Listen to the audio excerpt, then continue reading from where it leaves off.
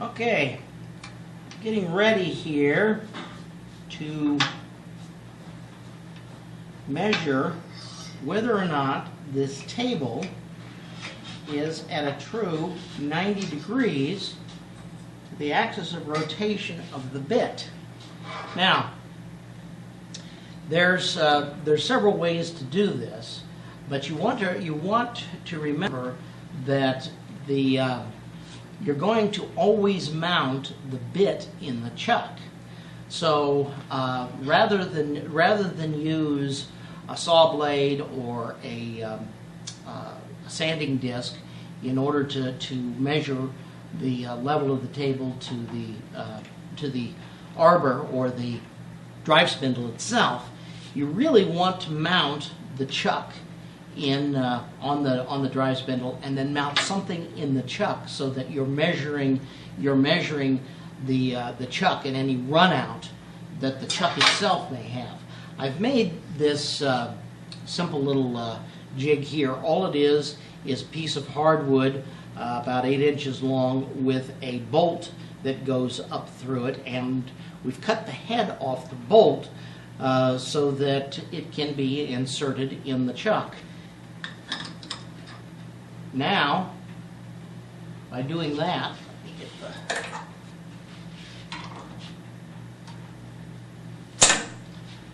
we've got something that we can swing from one side to the other and get our side-to-side differences, or front and back, either one.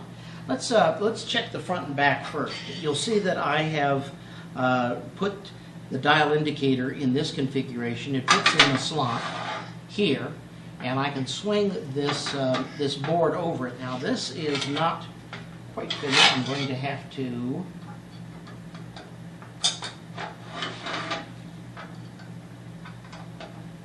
there we go. That's got it.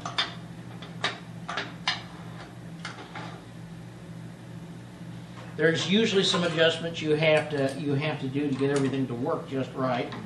You're watching me do it right now. I'm going to have to shove this back up into the chuck just a little bit. There we go.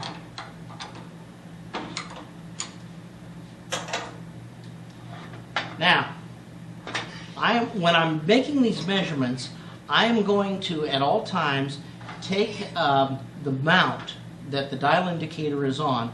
I'm going to push it down so that it is flat against the bottom of the groove, and I'm going to push it forward all the way. This will take any slop or out of the system, because as you can see, there's just a tiny bit of movement when this is in the slot. I don't want that to affect the measurements that I'm making.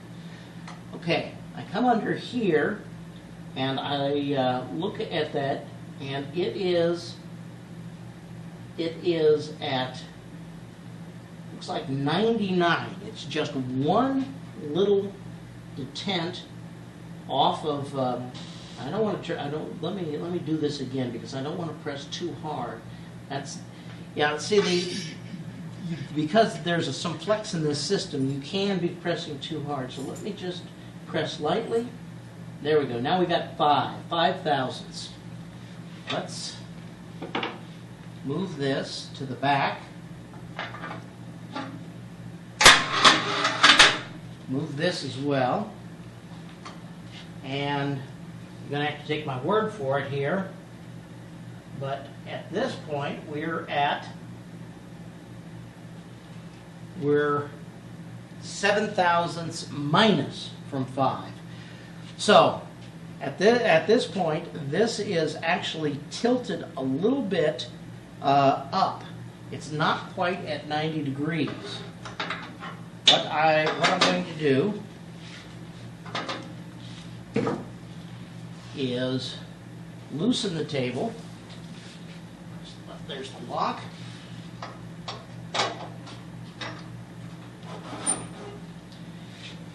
Now, I have such a short amount of time to go. I'm going to take this out and swing this around so you can see what I'm doing. There are bolts right here at the back that control where this thing stops at 90 degrees. I'm going to take this and barely tweak these bolts, about a 1/16 of a turn. Hardly turn those at all, and then bring my table back and lock it in place.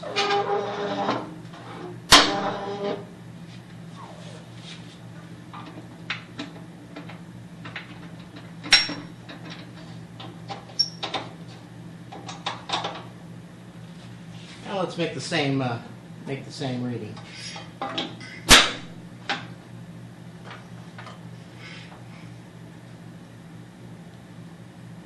Okay, now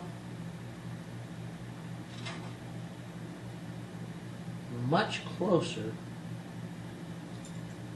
at about 90 here.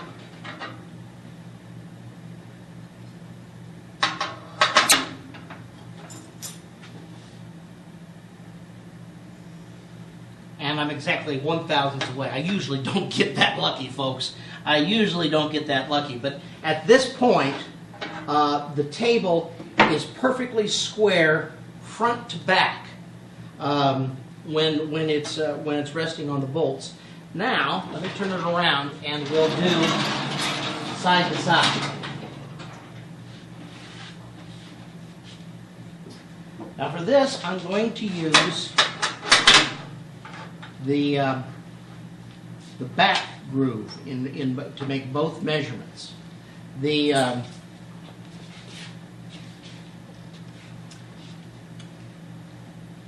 Here we go, and as you can see, that is set on about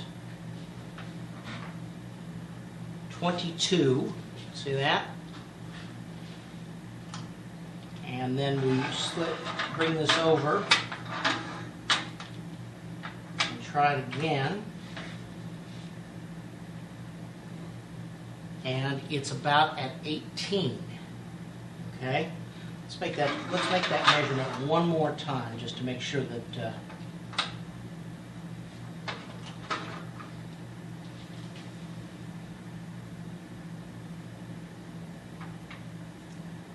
okay. Sometimes where it hits the board, I've got a little mark on the end of this board, so I'll move this so it's over that. There we go. Closer to 25.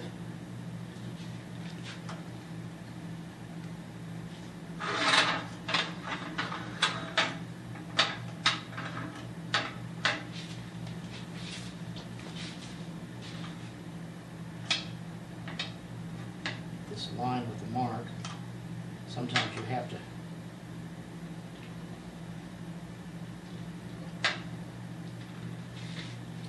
come on. Stop. We won't quite.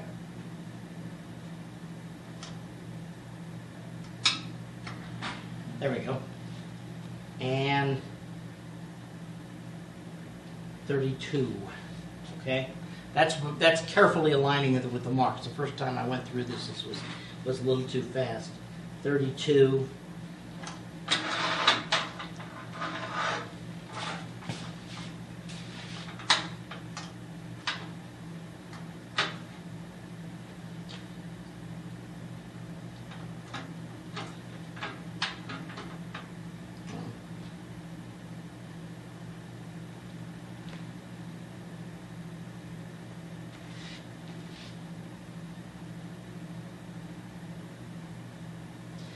$25, $20, $26. Okay, so it's we know that there's about 6/1000ths difference between one side and the other. That's not much, and actually that's pretty darn good, really. But if we wanted to take that out, Shopsmith puts out a little repair kit with a bunch of these little shims in it. These shims can be set between the trunnions and the table in order to get the in order to lift it up the amount that you need. Now, in order to do this, we have to pull the table out.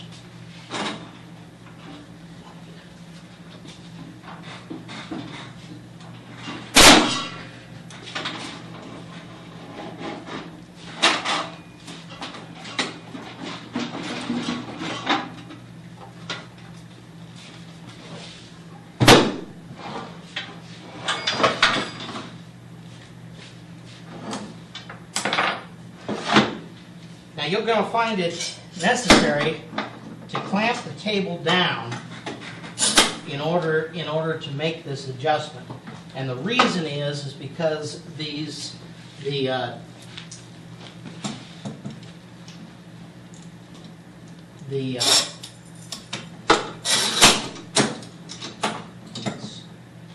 think we're going to be able to use that one. Let me try to get this over here. The reason is that the bolts that hold the trunnions to the table are on there pretty darn tight, and we need to loosen those, and we don't want the table shifting around. Now, let's decide which of these trunnions we need to do. At this measurement, our scale read 32 thousandths. Over here, it read 26 thousandths. So this side of the table is actually a little lower because the plunger was coming up a little further at that side. We can check that by showing that right here. If I take that to 30, the plunger, I actually have to push the plunger down further than I have to push it for 20 or 25. So this side of the table is lower than this side. So I need to raise the front of the table. So I'm going to loosen the bolts in the front trunnions. I may have to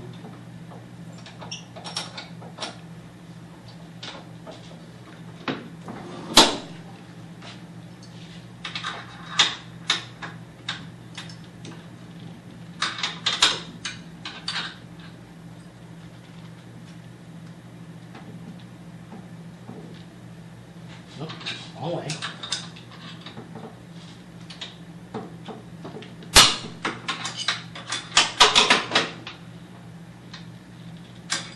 And I will have to completely remove each of these bolts in order to put shims underneath them.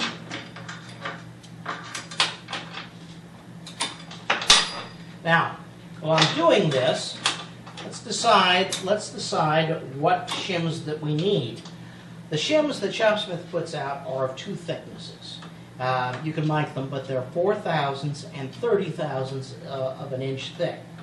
Now we have to raise this trunnion here by 6 thousandths.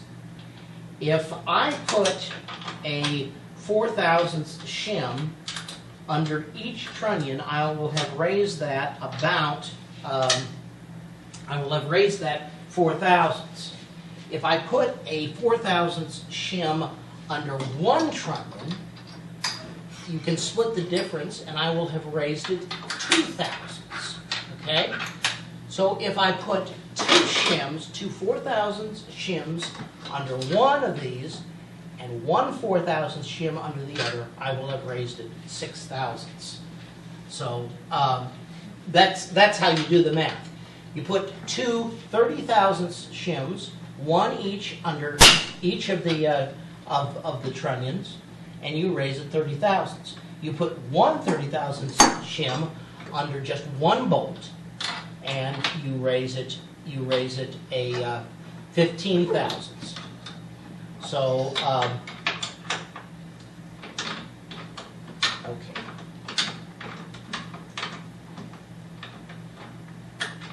Now, if at all possible, you should try to do this with only having to remove the bolts from one trunnion. If we have to remove them from both trunnions, we'll have to completely realign the table. I need 3 of these, 2 under one bolt, 1 under the other. Let's you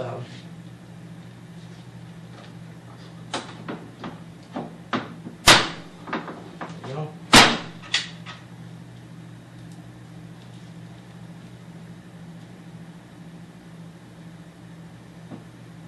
Sometimes, by the way, it helps to have a pencil to help align these.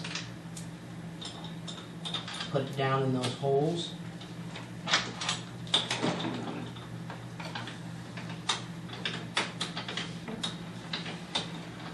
Now, I'm going to get that started, but I'm not going to completely clamp it down yet until I get the other. You need a good set of fingernails to handle these things.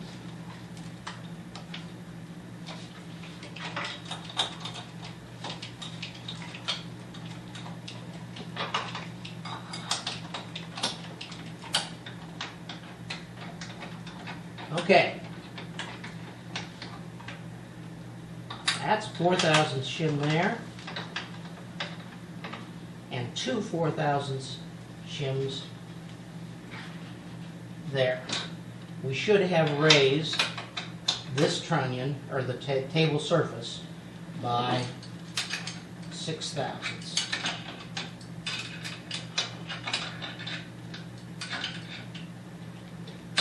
Now I will suggest that even though we have only loosened 2 of the bolts, that you want to go ahead and before you do any sawing, check your alignment.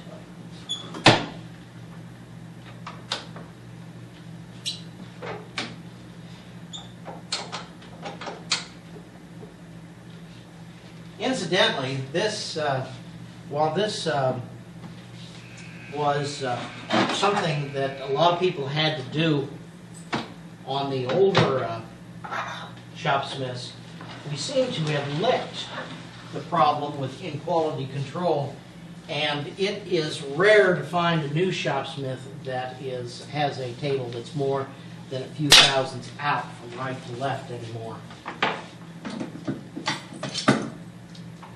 We tweak that before it leaves the factory.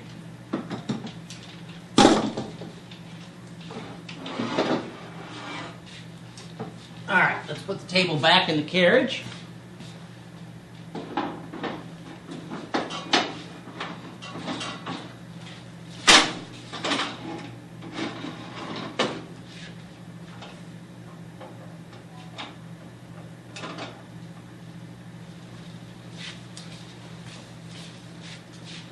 Now, let's see where we are. Once again, we'll need to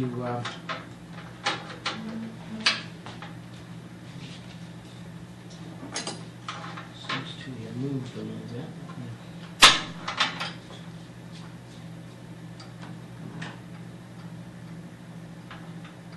Readjust this.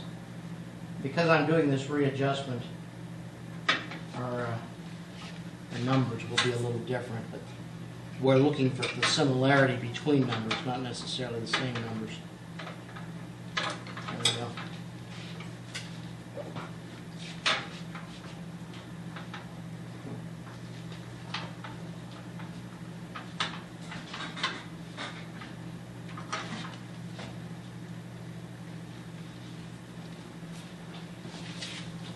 Don't have quite enough throw here for some reason.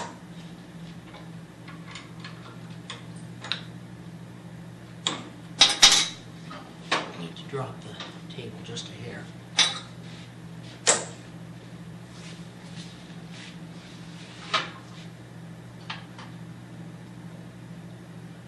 All right. There's the, that's lined up with the mark. And we have, looks like 64 thousandths. Try this again.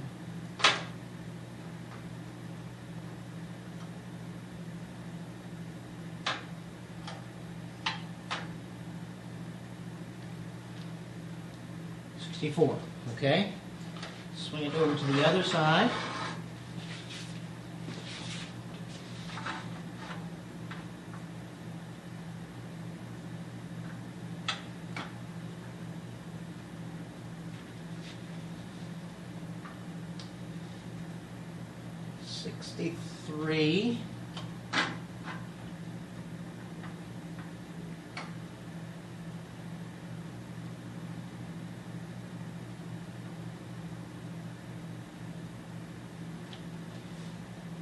$63.